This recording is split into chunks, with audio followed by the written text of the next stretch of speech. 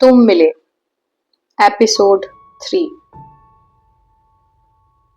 निधि ने अपने मन की बात कह दी थी। अब अभय को अपने मन की बात बतानी थी।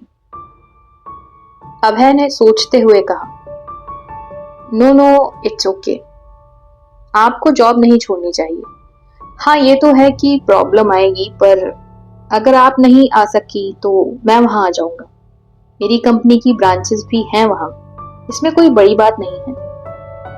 अभय की ये बात सुनते ही निधि के चेहरे पर मुस्कुराहट वापस आ गई, पर उसने खुद की भावनाओं पर काबू रखते हुए कहा, लेकिन इससे आपकी फैमिली को कोई प्रॉब्लम नहीं होगी? होगी, क्यों नहीं होगी, लेकिन हम मैनेज कर लेंगे। अब अगर मेरा ट्रांसफर होता तो तब भी तो वो लोग मुझसे दूर रहते। फैमिली में एडजस्ट तो करना ही पड़ता है, अभय ने कहा और मुस्कुरा दिया। अब निधि को अपने सारे सवालों के जवाब मिल गए थे। उसे अब अभय से कुछ नहीं पूछना था। उसे लग रहा था कि उसे एक अच्छा जीवन साथी मिल गया है। आपको मुझसे कुछ नहीं पूछना? अभय की आवाज से निधि अपने ख्यालों से बाहर निकली। उसने मुस्कुराते हुए कहा, एक सवाल है वैसे, अगर आपको बुरा ना लगे तो। अभय ने बेसब्री से कहा, पूछिए, मुझे बुरा नहीं लगेगा। क्या आपकी लाइफ में पहले कोई था? I mean, जो आपके लिए बहुत खास हो? You know what I mean? निधि ने ये कहकर अभय के चेहरे पर नजरें गड़ा दी। I know आप क्या पूछना चाहती हैं। इसका जवाब है नहीं।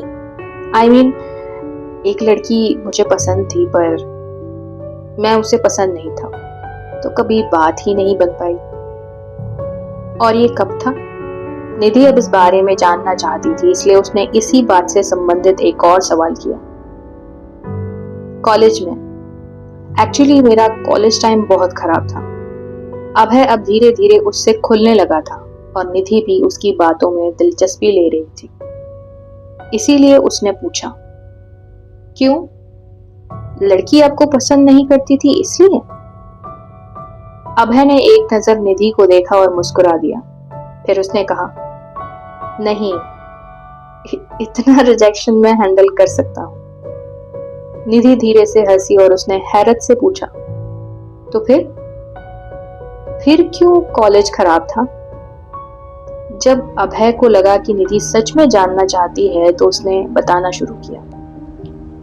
इंजीनियरिंग कॉलेज में फर्स्ट ईयर में सभी स्ट्रीम्स के लोग एक साथ पढ़ते हैं, तो जैसे जैसे उनके एडमिशन्स होते जाते हैं वैसे वैसे ही उन्हें क्लासेस में एडमिशन्स दे दिया जाता है। तो क्योंकि जो भी पढ़ना होता है वो कॉमन सब्जेक्ट्स होते हैं, सेकेंड ईयर से प्रॉपर ब्रांच डिविजन्स होते हैं। तो जब मैं फर्स्ट ईयर में था उस वक्त मेरे काफी अच्छे दोस्त बन गए थे, सबसे अच्छी फ्रेंडशिप हो गई थी। निधि ने आगे जानने के लिए पूछा, फिर क्या हुआ?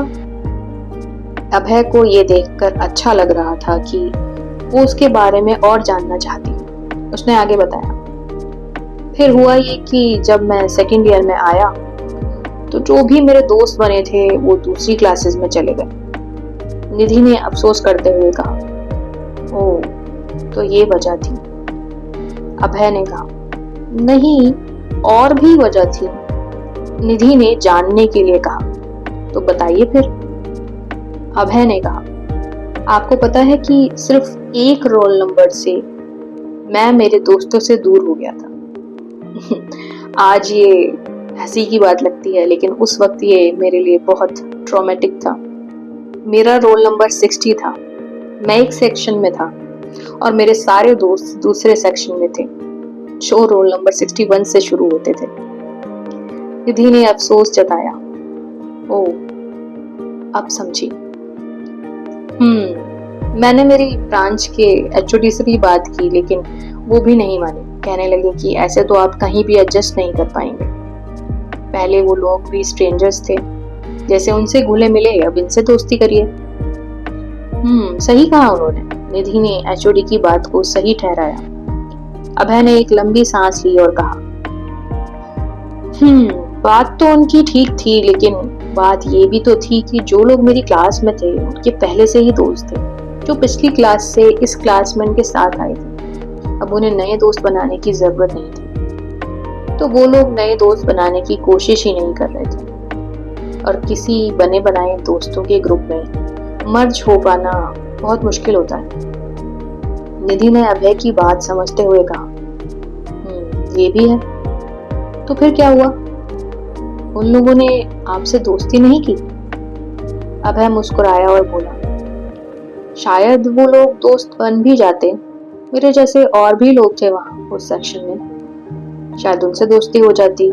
लेकिन फिर मैं बीमार पड़ गया और 2 महीने के लिए मुझे घर जाना पड़ा, क्योंकि कॉलेज हॉस्टल में रहकर मेरी तबीयत और बिगड़ रही थी। इस बीच जिसकी दोस्ती जिससे होनी थी वो हो गई थी। जब तक मैं ठीक होकर वापस आया तब तक सब लोग एक दूसरे के साथ सेटल हो चुके थे, तो मेरा कोई दोस्त बना ही नहीं।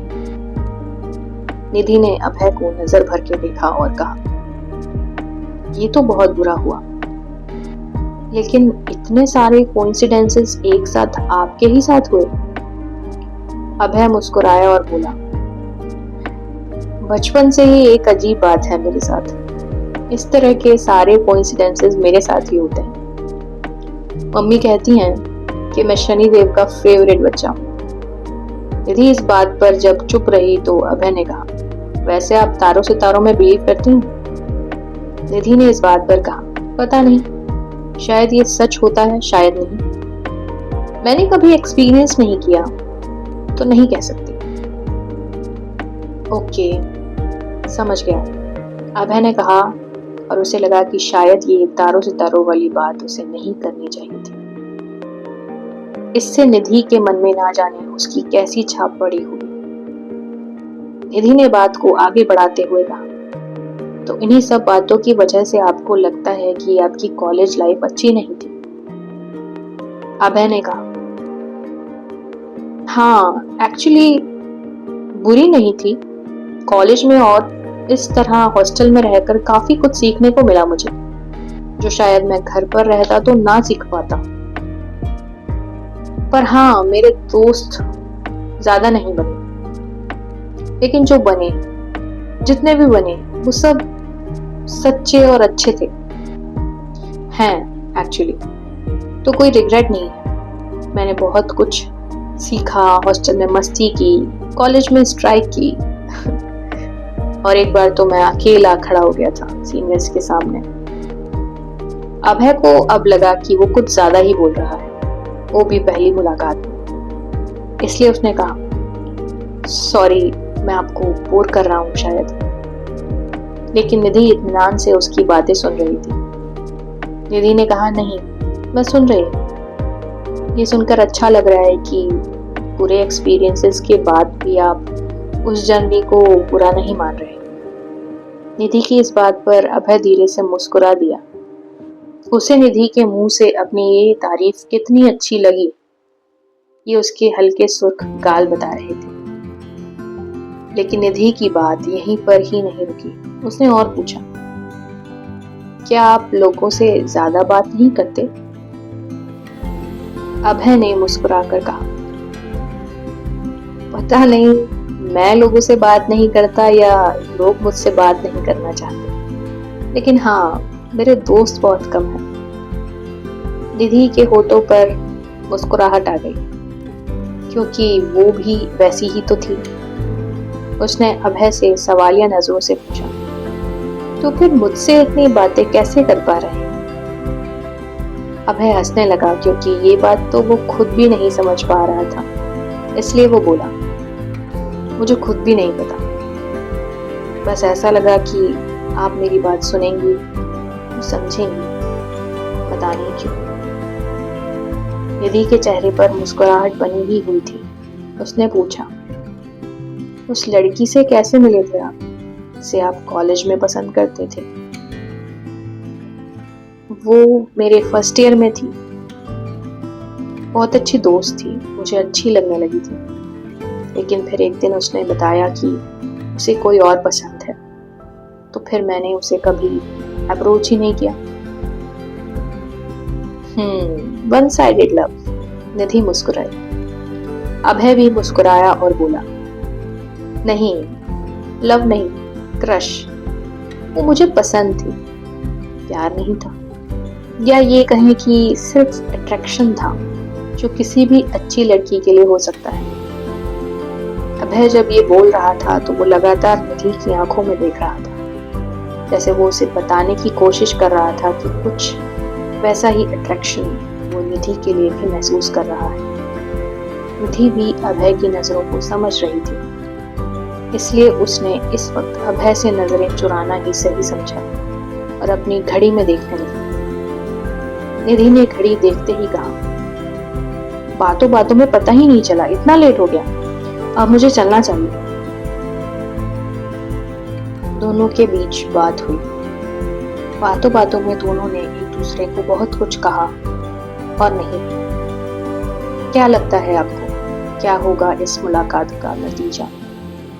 जानेंगे अगले एपिसोड में। जुड़े रहिए तुम मिले से।